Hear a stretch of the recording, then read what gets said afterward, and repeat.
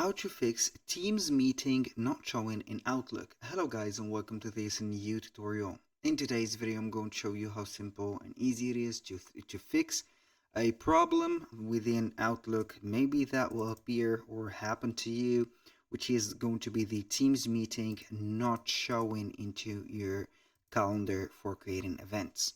So we're going to head over the calendar settings. Once we have been there, we're going to select from here events and invitations.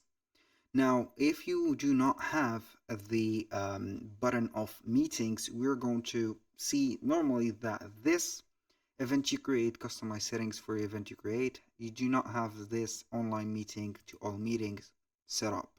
So obviously it is going to contain Microsoft Teams. So you need only to have this activated and it is going to be good to go.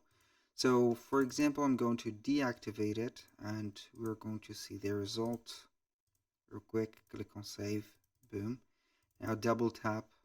Normally we're going to not see it, but it is still here. So normally in the cases that it is not going to show, it is not going to be there, but if you do see it, it is cool. If you do not see it, you know how to add it. That was all for today's video. Thank you guys for watching. I hope that you have enjoyed the content and I hope to see you soon on the next one.